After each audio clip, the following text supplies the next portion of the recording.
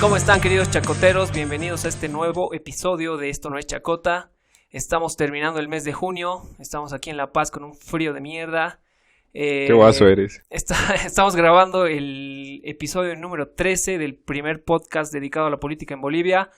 Y bueno, quiero darles la bienvenida a mis leales y fieles escuderos Roberto y Kenny. Leales patiños. ¿Cómo están, chicos? Bienvenidos. Disculpen la voz, medio resfriado, como dice el Nachito, un frío de mierda en La Paz. Pero así nomás pues es el invierno, ¿no? Y aparte, otra cosa que está fría, que si bien no va con el programa, ha sido el desempeño de la selección boliviana. Nos han eliminado hace unos días, han visto, nos hemos hecho dar de a 3 en los 3 partidos, pero ni modo, ¿no? Yo creo al final que los jugadores la verdad tenían razón con sus declaraciones. Le falta mucho al fútbol, le falta mucho, le falta apoyo, le falta seriedad y pues tampoco es tanto la culpa de ellos al final, creo. Así que comenzaremos con esa polémica. Bueno, pasando ese trago amargo, venimos con otros tragos amargos, como siempre. Y bueno, en este nuevo capítulo vamos a hablar un poco de de dónde nos movemos, que es el área digital, ¿no? Al hacer un podcast nos movemos mucho por las redes, por lo que es el internet, y vamos a ver un poquito de cómo el internet, las redes y todo este entorno virtual en el que nos estamos desenvolviendo día a día viene a actuar en nuestra realidad política, ¿no? Así es, querido Kenny, y para este episodio hemos querido invitar a un amigo. Él es Cristian León, coordinador del área de innovación política de Asuntos del Sur y además miembro de la Fundación Bolivia ORG. Bueno, querido Cristian, bienvenido. Hemos querido invitarte en este episodio para hablar sobre política, redes sociales y todo esto de las tecnologías, de las nuevas tecnologías de información y comunicación. Así que, querido Cristian, bienvenido. Muchas gracias, buenas noches. Gracias por la invitación a Roberto, Nacho, Kenny. Muy agradecido de estar aquí y poder compartir con los chacoteros. Súper, querido Cristian. Bueno, ya entrando en tema, bueno, queríamos hablar un poco contigo de la influencia de las redes sociales en democracia, ¿no? Todo esto que vamos viviendo en el día a día, el tema de las redes, creo que es el principal medio de comunicación que la gran mayoría de la población utiliza. Así que bueno, yo quisiera empezar preguntándote si es que en tu criterio crees que los estados deben regular el uso de las redes sociales. ¿Crees que debe haber algún tipo de restricción o por el contrario piensas que se debe aprovechar el uso de estas tecnologías de comunicación, por supuesto, como por ejemplo para incentivar la interacción y el relacionamiento entre Estado y sociedad? Claro, bueno, efectivamente como mencionas, Nacho, de alguna manera las redes y el internet en general, ¿no? Porque las redes o sea, el internet solamente son las redes. Han de cierto modo ampliado el espacio democrático, el espacio de la participación. Ha sido un cambio positivo, ¿no? O al menos eso creímos por mucho tiempo. Pero lo que está pasando en los últimos, diría en los últimos 2-3 años, es que ha habido un cambio drástico en el sentido de que estas mismas redes que servían para empoderar al ciudadano, más bien se están convirtiendo en herramientas para el control, para la manipulación del ciudadano, ¿no? En ese sentido, respondiendo a tu pregunta sobre si hay que regularlas, o hay que ponerles un límite, efectivamente hay que hacer algo, ¿no? Entonces, aquí siempre hay un debate, ¿no? Porque de pronto surge la idea de que hay que generar leyes para controlar lo que se dice en Internet.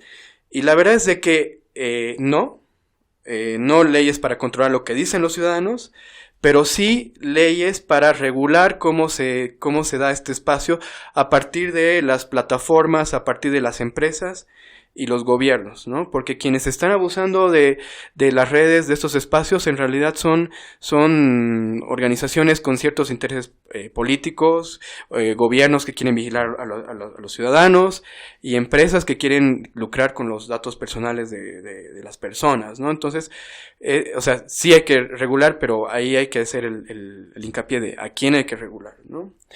Bueno, en Bolivia en algún momento se habló sobre la posibilidad de regular el uso de las redes, incluso me parece que se trabajó en un proyecto de ley, en un anteproyecto que a propósito no sé en qué estará, pero bueno, el argumento principal de de esta regulación era la discriminación, ¿no? La lucha Así contra es. la discriminación.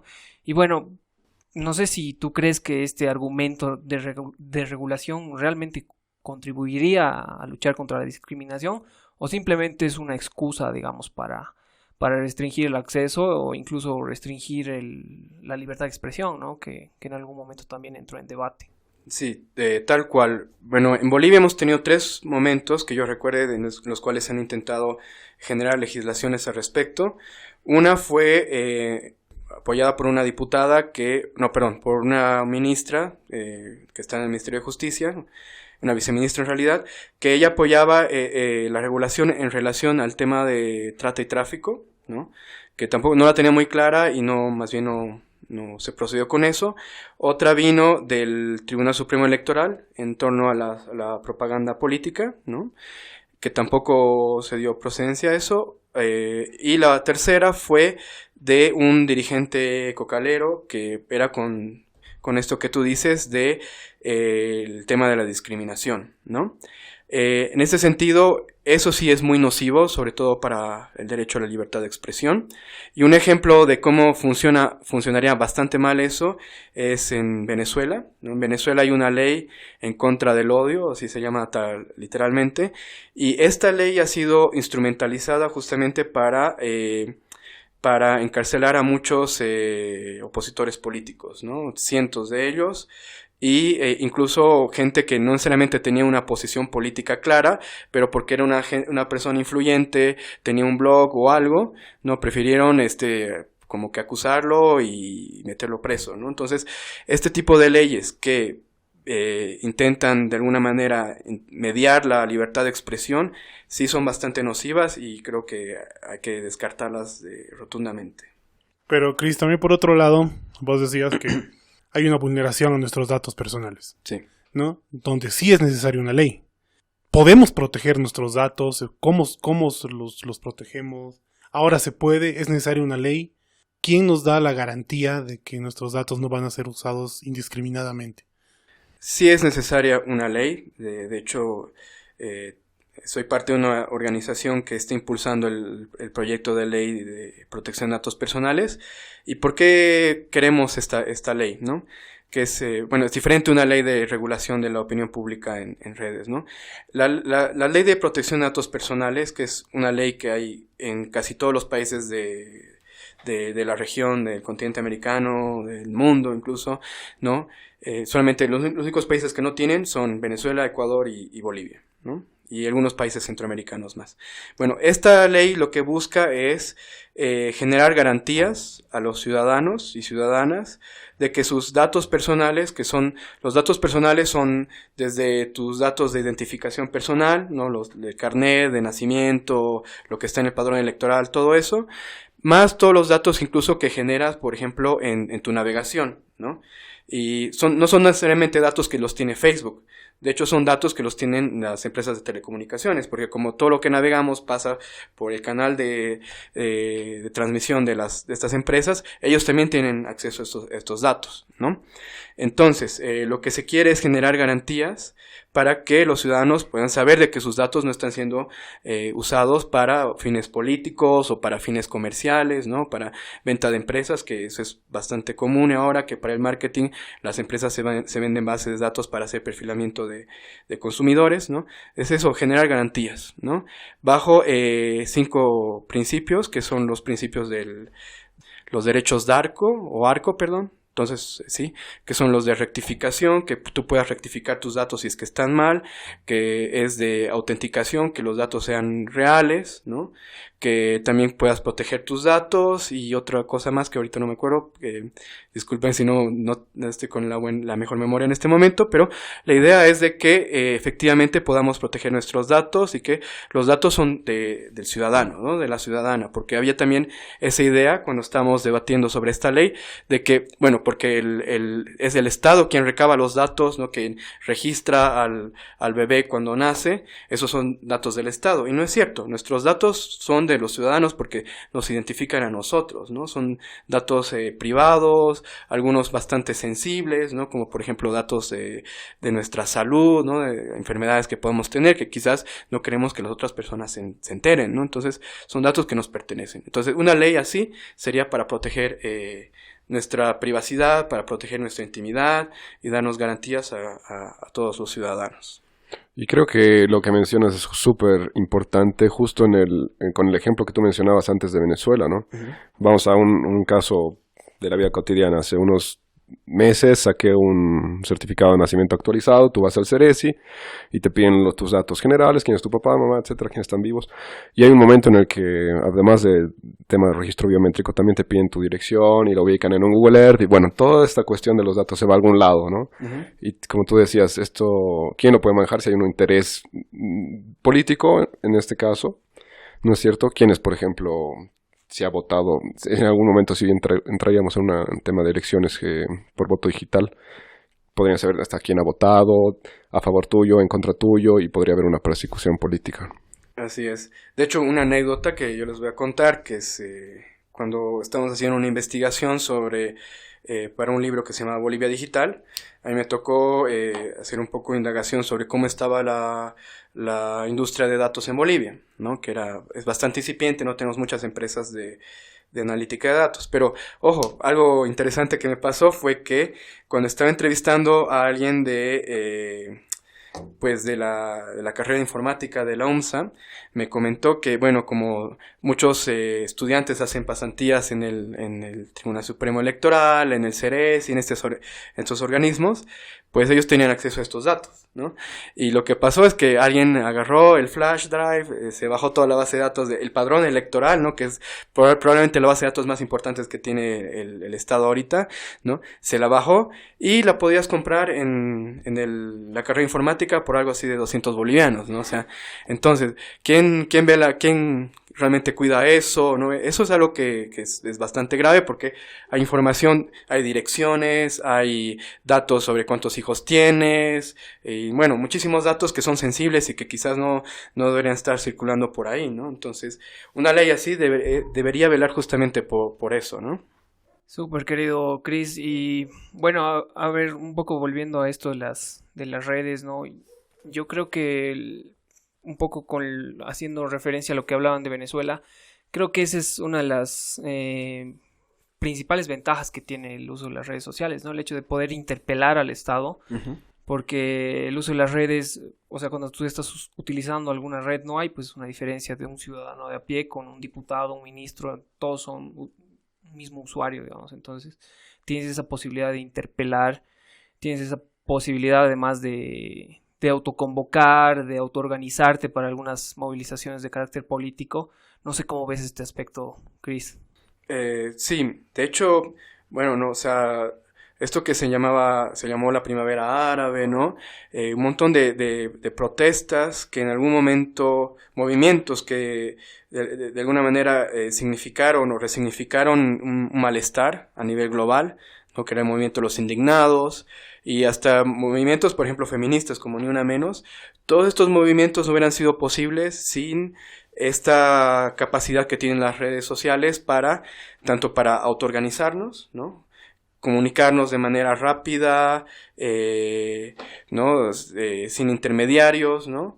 Y en general, ¿no? O sea, tuvo muchos beneficios las redes sociales, y como tú dices también para cerrar estas brechas de poder, ¿no? A mí me ha pasado que en Twitter, por ejemplo, yo soy bastante tuitero, y alguna vez me he comunicado con autoridades, ¿no? Y a través de Twitter, ¿no? Exacto. Entonces, sí, creas estas brechas de poder que normalmente existen entre el ciudadano y la autoridad, se caen con las redes sociales. En ese sentido, las redes han sido muy positivas, han traído un cambio significativo a la democracia, han abierto el espacio de participación, y yo creo que más bien eso es lo que tenemos que defender, ¿no?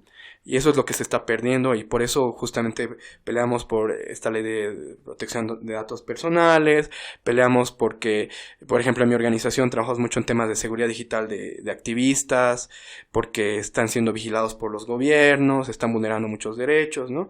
Entonces, es un cambio positivo, pero que se está perdiendo, ¿no? Exacto, pero ¿crees que esta ventaja que tiene el ciudadano de poder interpelar y de poder, digamos, interactuar de manera directa es la misma ventaja que tiene ya el Estado, digamos, o las instituciones del Estado, o es más bien que lo ven como un obstáculo, ¿no? En el sentido de que tienes un ciudadano informado y además capaz de interpelar al Estado, ¿no? En ese sentido creo que no sé cómo le verá, digamos, un funcionario, un alto funcionario del Estado o de cualquier otra organización pública, si lo ve tanto como una ventaja o más bien como un obstáculo, ¿no? Totalmente. A ver, bueno, hay varias perspectivas de esto, ¿no? Hay para gobiernos, sobre todo gobiernos autoritarios, las redes se convirtieron en un peligro, ¿no? Pensemos en los gobiernos justamente de la primavera árabe, o sea, las redes les explotaron en la cara, ¿no? De hecho, hay un libro muy bueno que se llama La desilusión del Internet, que es de un escritor que se llama Egni Morozov. Bueno, él cuenta, ¿no?, que cuando la primavera árabe, ¿no?, Estados Unidos hizo que Twitter suspendiera un corte de mantenimiento que tenía que hacer en uno de estos países, porque Twitter estaba facilitando que haya este movimiento ciudadano que eventualmente derrocara a un dictador, ¿no? Entonces, o sea, ahí hubo dos lados, ¿no? O sea, Estados Unidos, que instrumentalizó un poco la herramienta para poder derrocar al dictador, pero el dictador que obviamente que no quería que se use la herramienta porque le perjudicaba, ¿no? Ahora, ¿qué está pasando que en estos últimos años? Que es lo que hemos visto un poco con el tema de Cambridge Analytica y muchos otros casos como lo que de Edward Snowden, este programa Prisma de la NSA de Estados Unidos. Lo que ha pasado es que los gobiernos que en un primer momento quizás sentían un poco de miedo a que haya mucha libertad de expresión, se dieron cuenta que en realidad las redes sociales, el internet son la mejor y más perfecta herramienta de control y manipulación, ¿no?, de los ciudadanos. Lo dieron la vuelta. Le dieron la vuelta. Fueron muy, muy hábiles en eso. Claro, y aquí entrarías en lo que se conoce como fake news, por ejemplo, ¿no es cierto? O sea, ¿y cuál es el peligro que corre ahora el ciudadano? Nosotros vamos a entrar estamos ya en una carrera electoral, ¿no es cierto? Y ¿cómo podría un ciudadano de a pie realmente distinguir entre lo que es una noticia falsa o fake news de una real? O sea, ¿tiene las maneras a su alcance como para saber realmente cuál es? ¿O es que realmente los hilos del poder están muy... los tienen tomados los gobernantes al final, ¿no? Además, un ratito, o sea, estamos hablando ahorita de una sociedad en la que vivimos, que es una sociedad hiperinformada, ¿no? O sea, tenemos el acceso a toda la información del mundo en la palma de nuestras manos. O hiperdesinformada. Hiperdesinformada, diría También, yo. o sea, pero el tema está en discernir la información que vamos a consumir. Se puede, es difícil, ¿cómo lo hacemos? Pues, la verdad, sinceramente les voy a decir que estamos jodidos. Como ciudadanos estamos jodidos porque esto de las noticias falsas, bueno, que en realidad preferimos llamarles, los activistas le llamamos desinformación, ¿no? Es un problema bastante grave porque es justamente incontrolable, ¿no?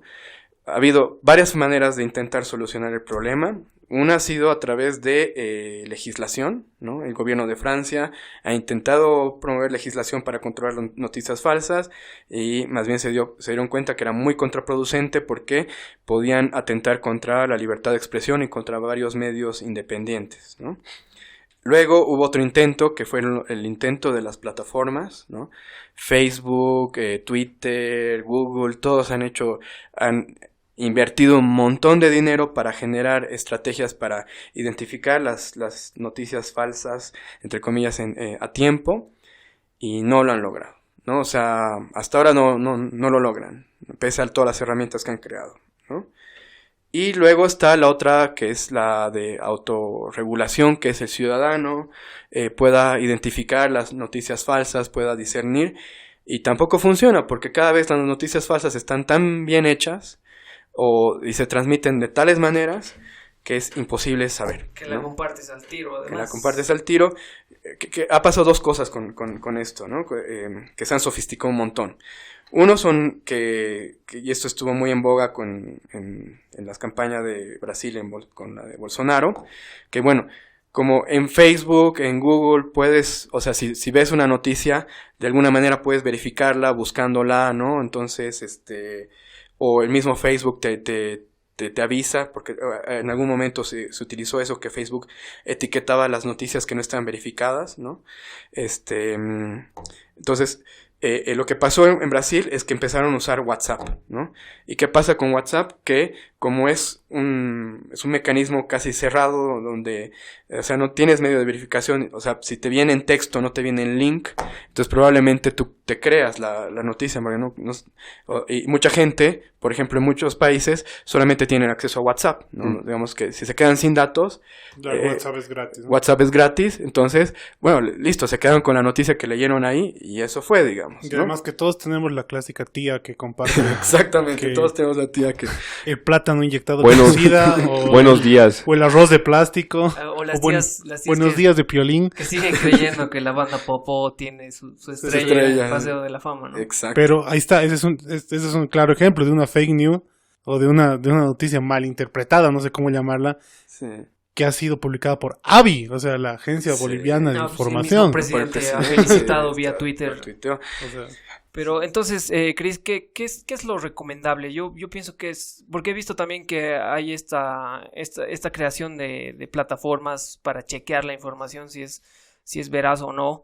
Y de hecho creo que hay un par de iniciativas aquí en Bolivia, Ujú. como esta que estaba viendo de Chequea Bolivia, ¿no? Sí, Me exacto. parece súper interesante. Pero en todo caso, ¿qué sería lo recomendable? Según yo, debería ser un mix entre estas plataformas que sin duda ayudan y la autorregulación que tú dices, ¿no? Verificar de manera personal la veracidad de la noticia.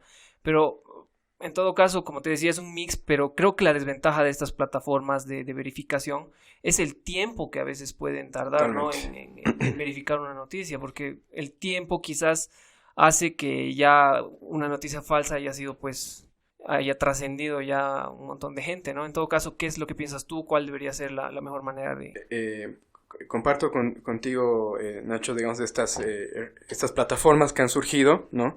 Aquí en Bolivia ya hay, si no me equivoco, ya hay dos. Una que es Bolivia Verifica y la otra que se llama Chequea Bolivia, creo. Chequea Bolivia, y la otra es La Piedra en el Zapato, si no me equivoco, que recién la están coordinando. Son muy importantes, realmente son una gran alternativa, pero como dices, el problema es de que tardan muchísimo en verificar, más o menos el proceso de verificación tarda entre 1 y 2 días, pero hasta eso ya se ha viralizado la noticia, está en los WhatsApps de todas nuestras tías, ¿no? Que están alarmando sobre que... Saludos a mi tía. Sí, ¿no? sobre que el arroz es de plástico. Exactamente. Y entonces es un problema grave, ¿no? Y ojo que estamos hablando ahorita sobre lo que se llaman las noticias falsas. Viene otra tendencia que es aún mucho más grave, que es lo que se llaman las deepfakes. No sé si las han visto. No. Que es espeluznante, ¿no? Búsquenlas en Google, son videos, ¿no? Que, por ejemplo, hay videos de Obama, hay videos de Marilyn Monroe, de quien sea, hay un montón de personajes, ¿no? Que les hacen hablar y parece bastante real y les hacen decir lo que quieran, ¿no? Incluso han hecho uno de Mark Zuckerberg, ¿no? El creador de Facebook, pidiendo disculpas por haber creado Facebook, ¿no? ¿Cuál es el problema con las deepfakes? Que son inverificables, ¿no? Hay muchos estudios que demuestran que realmente un ciudadano común no podría distinguir entre un deepfake y algo realmente real, ¿no? Y la única manera de verificar eso sería con software súper especializado de edición de video que te muestre dónde han movido los puntitos, ¿no? En los labios para mostrarte, pero no es un software que esté a disposición de muchas personas, ¿no? Entonces es terrible. Les sugiero que lo vean. Yo cuando los he visto me he quedado así. O sea, lo que viene es peor. Las pasado a tus tías. Sí, les pasa a mis tías. Miraron al Mark Zuckerberg arrepintiéndose. Chris, querido, o sea, estamos viendo, y ahorita hemos hablado de 2 puntos súper importantes, hablando de campañas electorales. El tema del uso de WhatsApp para la campaña Bolsonaro y el tema de Cambridge Analytica. que prácticamente ha redirigido la tendencia de voto en Estados Unidos. Viendo estos casos, ¿cuál es el rol que está jugando ahorita las redes y el Internet en los procesos electorales? En la anterior campaña había datos de que 2 de cada 10, por lo menos bolivianos, se informaban mediante Internet. Sí. Ahora los últimos datos nos dicen que 9 de cada 10 bolivianos reciben noticias por Internet. Esto es un punto importante para medir la importancia que están cobrando las redes y el entorno virtual en lo que van a ser los procesos electorales de aquí a futuro. Totalmente. La cuestión con las redes, ¿no? Es que como toda tecnología, las tecnologías son neutras, ¿no? Aunque algunas no tanto, pero que están siendo mal utilizadas, aprovechando estas potencialidades que tienen, ¿no? Y de hecho, antes de venir, ahí estuve estudiando un poco y tengo aquí mi chanchullo, ¿no? O sea, lo que han cambiado realmente las redes y el Internet en general con respecto a cómo va a ser la campaña electoral de aquí en adelante, ¿no? Que en Bolivia más bien todavía no estamos en esto, pero que estamos yendo hacia eso, obviamente, ¿no? Es de que, bueno, lo que hacen las redes es redirigir completamente el concepto de crear un candidato que pueda conquistar las mentes y corazones, ¿no? A construir maquinarias de manipulación, ¿no? Ya no importa el candidato, puedes poner cualquier candidato, puedes poner a Trump y aún así gana, ¿no? Entonces, ¿cómo se manejó esto de Cambridge Analytica, por ejemplo, ¿no? Cambridge Analytica explotó algo que ya había, que son los datos electorales o sea, son datos que antes se recopilaban con encuestas, ¿no? Sobre cuál es la percepción, la opinión de los votantes, ¿no? Eso ya había. ¿Qué es lo que le aumentó Cambridge Analytica que lo hizo tan grave, tan jodido para todos, ¿no? Es algo que se llama el análisis psicométrico, ¿no? Que se basa en 5 variables de la personalidad de cada persona, que justamente son 5... Las 5 regiones de Facebook. Exactamente, ¿no? Entonces lo que hizo Cambridge Analytica es combinar datos de opinión pública que están en las redes, porque en las redes nosotros nos manifestamos un montón, decimos todo lo que queremos, y le añadió esto, ¿no?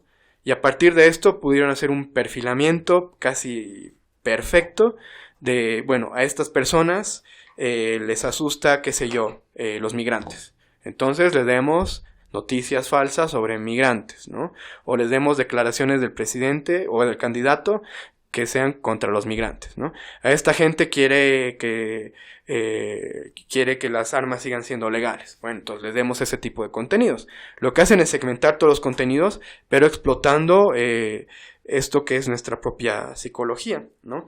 Y aquí está el dilema ético, ¿no? ¿Hasta qué punto se puede hacer eso, no? O sea, entiendo, es una herramienta poderosísima y se podría aprovechar para otras cosas, pero esto es para manipulación del votante, ¿no? Para exacerbar todos sus miedos, todas sus emociones, todo lo bueno y lo malo, ¿no? Estoy totalmente de acuerdo contigo y de hecho en las campañas de Estados Unidos y Brasil se vio esto, ¿no? Pero en todo caso, ¿crees que tenga esta misma incidencia en el proceso electoral boliviano? ¿Crees que lleguemos, digamos, a esa manipulación? Un poquito, bueno, sí, hasta cierto punto, ¿no? Aquí hay una cuestión que es que como país, debido a muchos problemas que tenemos a nivel económico, todavía no nos faltan muchas cosas, no tenemos todavía esta capacidad, ¿no? De contratar estas grandes empresas de Big Data que hagan todo este perfilamiento y demás. Pero ojo que ya está pasando, ¿no? Y les voy a contar algo, aprovechando, que es un pequeño estudio que lo vamos a lanzar recién en un informe que estamos preparando con internetbolivia.org, que es sobre el uso de los datos en las campañas electorales que vienen, ¿no? Y ya nos hemos adelantado, ¿no? ¿Qué hemos hecho? Hemos analizado los grupos de WhatsApp del 21F y del 10 de octubre pasado, ¿no? Se crearon varios grupos de WhatsApp de vecinos, ¿no? Cuentas vecinales y todo eso. Entonces lo que hicimos fue aprovechar que eran grupos públicos y nos metimos a chusmear un poquito, ¿no? Y bueno, nos dimos cuenta que te puedes bajar todos los mensajes, ¿no? O sea, hay una opción en WhatsApp para descargar, o sea, los guardas en tu Google Drive y te los descargas, tal cual, ¿no? Y dice el teléfono, dice la persona, dice la hora en la que se publicó, ¿no? Entonces, hemos hecho un estudio a 38 grupos de WhatsApp de aquí, de toda la ciudad de La Paz, que obviamente no eran todos los grupos, debió haber más, pero los que llegamos eran 38, ¿no? ¿Qué hemos encontrado ahí? Y va a ser bastante sorprendente, ¿no? Los 38 grupos estaban controlados por las mismas 4 personas, los administradores. De esas 4 personas, 2 personas hemos identificado pertenecían a un partido político, en concreto, ¿no? Y Nacional, local. Fuera de micrófonos vamos a tener esa información. Cuando esté publicado el estudio. ¿No? Y ¿qué más interesante hemos encontrado? Obviamente hubo un furor de mucha transmisión de noticias falsas. Quizás eran como, hemos analizado como, ¿qué te digo? 12,000 mensajes en total. O sea, en porcentaje como que no eran tantas, pero había, y eran bien fuertes, ¿no? O sea, habían desde, están transmitiendo un virus, ¿no? Que si mandan fotos de las marchas, ¿no? Eso era en el 10 de octubre pasado, no las descarguen porque tienen un virus que es para hackear los teléfonos y es el gobierno quien está hackeando, ¿no? Entonces, yo la verdad no creo, no me cuesta creer, ¿no? Había otra que era sobre un golpe de estado que iba a suceder por ahí del 22 de octubre. Decía, prepárense, vayan a comprar cosas al mercado, ¿no? Tienen que abastecerse porque viene un golpe de estado, ¿no? Luego había otra que era magnífica, que era sobre una teoría conspirativa sobre la relación del satanismo con el Evo, ¿no? Y era buenísimo porque explicaba de una manera bastante bien argumentada, bien hilada diría, ¿no? De cómo todo lo que está pasando ha sido porque, digamos, había una cierta relación, un pacto entre yo qué sé, el demonio y Evo, ¿no? O sea, eran algunas muy divertidas, pero peligrosas, ¿no? Porque hay gente que realmente se las cree, ¿no? Y bueno, ¿a qué voy con esto, no? Que aparte que hubo un poco de manipulación y quizás muchas de las noticias falsas no necesariamente venían de los partidos políticos, pero ojo, o sea, si nosotros pudimos, ciudadanos, pudimos descargar las bases de datos, ¿no? Pues cualquiera pudo haberlo hecho, ¿no?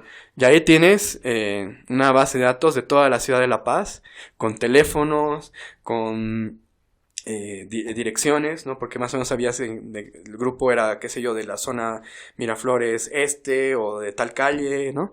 Y tienes todo eso, sabes cómo piensan, ¿no? Porque en los grupos también había discusiones ideológicas, ¿no? Gente que está un poco más en contra, otra más a favor, ¿no? Entonces, ya tienes toda esa información, ¿no? Y como les digo, o sea, en realidad los grupos estaban controlados por las mismas 4 personas. Quizás hubo algo de manipulación ahí, no sabemos, ¿no? Muchos grupos pudieron haber sido legítimamente vecinales, pero de alguna manera las personas que estaban controlando eso se hicieron para hacerse administradores de los grupos, ¿no? Entonces, no sé qué, o sea, algo hay, ¿no? Y se nota. Eso de un lado. Y del otro lado, no sé también qué habrá. Y hay muchas cosas ahí que en realidad estamos estudiando y que vamos a ver. Otro ejemplo, ¿no? No sé si han visto estas páginas que están apareciendo con noticias falsas, pero que son páginas bastante legítimas de medios de comunicación. Muy bien hechas, que tienen así toda la parte gráfica bastante bien desarrollada, ¿no? Que tienen incluso certificado de seguridad, ¿no? Que es el HTTPS, cuando entras a una página pone un candadito verde, hasta eso tienen, ¿no? Entonces, ¿cómo vas a dudar de una página así, ¿no? Una persona que entra a esa página y dice, esta es una página completamente legítima, y cuando ves las noticias dices, creo que no tanto, digamos, ¿no? Pero, o sea, estamos entrando en una fase así, definitivamente. Seguramente se va a acrecentar más en estos meses, ¿no? Y eso es algo que ves en Facebook normalmente. Ponte, yo antes trabajaba en una entidad nacional, tenía una compañera por ahí que veo que postó en Facebook y es justamente lo que tú me dices, porque entré a ver las páginas. Yeah. ¿Y qué es lo que te atrae más como consumidor de contenido digital? Que es, aquí todos tenemos ser youtubers o vemos un YouTube, siempre en el título ponen algo clave que te llama la atención, digamos, ¿no? Voy a inventar cualquier cosa ahorita. Evo cura el cáncer de tal cosa, digamos. Vos lees eso y a veces ya te la crees, ¿no? Ni siquiera entras a ver qué decía la redacción, o sea, ese tipo de noticias a veces te agarran nada más por un título y dices, puta, el Evo, bueno, es un sanador así Y creo que mágico, también hay Creo que mucho ese de es el eso, objetivo en todo caso, ¿no? Exacto. Que es mover tus emociones y al final dejar de lado la veracidad o no de la noticia, ¿no? Pero creo que también el consumidor muchas veces se deja llevar por la flojera, ¿no? O sea, lee el titular y nada más, ¿no? O sea, y lo da por hecho, ¿no? Más aquí nuestro amigo Kenny nos ha compartido ya en más información, noticias falsas. Claro, lo así que Cuidado con el arroz de plata. lo de la naranja. lo de la paz con S al final. Así que estamos medio jodidos, como decías al inicio, ¿no? Sí, totalmente. Ya, bueno, entonces, pucha, me parece súper interesante toda la información que nos das, querido Chris. Me parece realmente muy valorable esta investigación que están haciendo. A ver si nos pasas el dato de cuándo y dónde la van a presentar. Vamos a estar ahí presentes y por supuesto vamos a estar apoyando este tipo de cosas. Queremos que nos hables un poco de Asuntos del Sur y obviamente de Bolivia ORG, que es el trabajo que has venido haciendo y que han venido haciendo como organizaciones. Claro que sí, muchas gracias.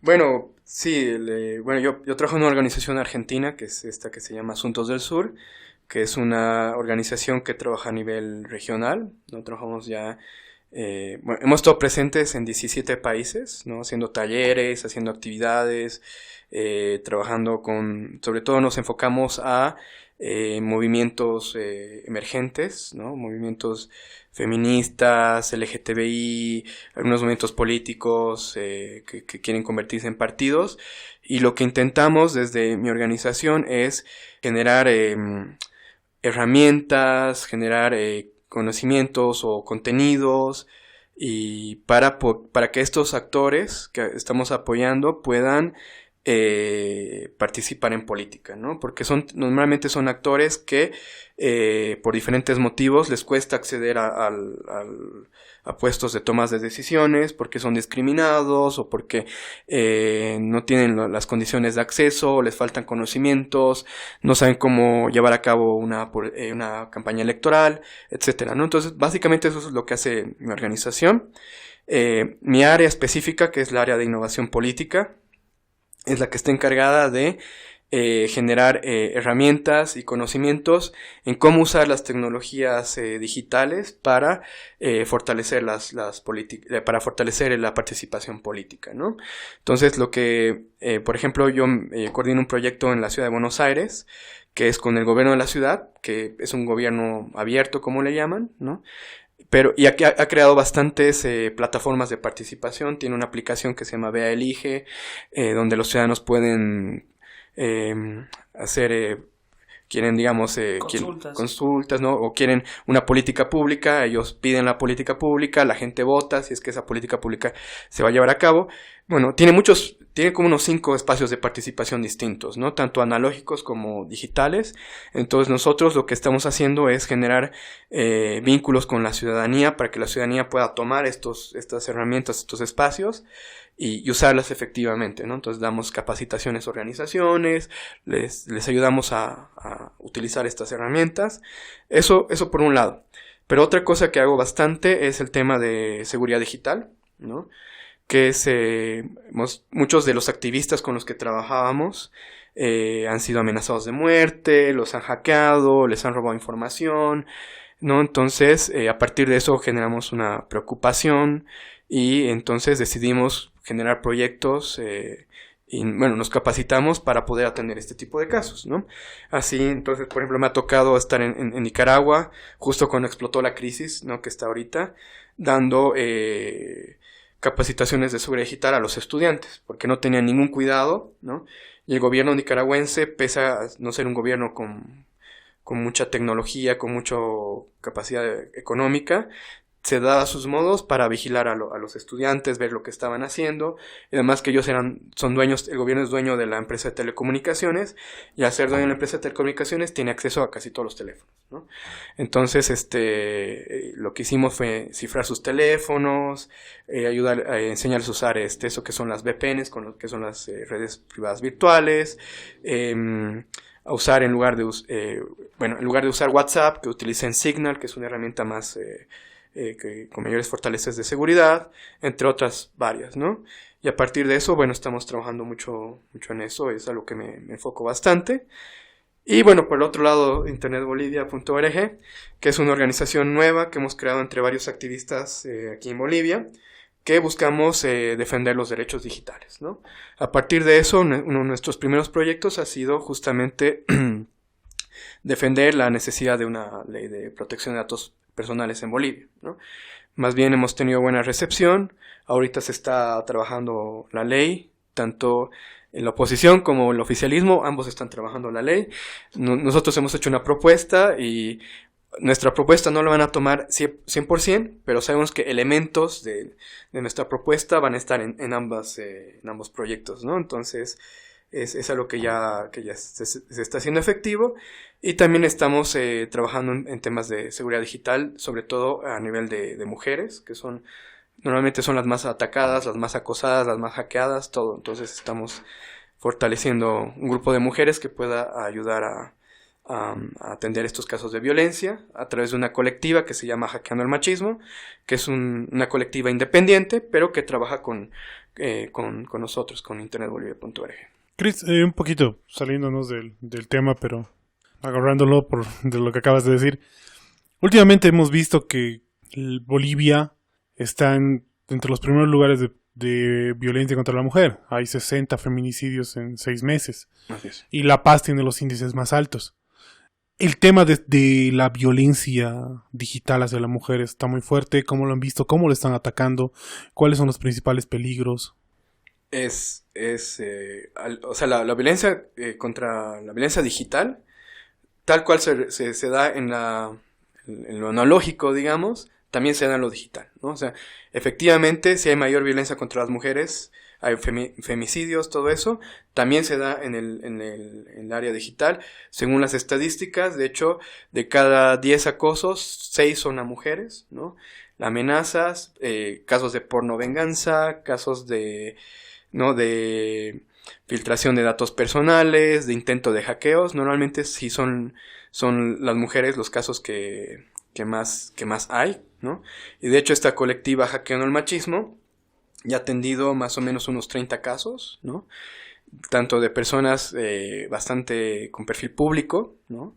Mujeres que están en la política, como también casos de ciudadanas normales, ¿no? O sea, que no necesariamente están con un perfil público, pero que igual tienen un montón de estos problemas, ¿no?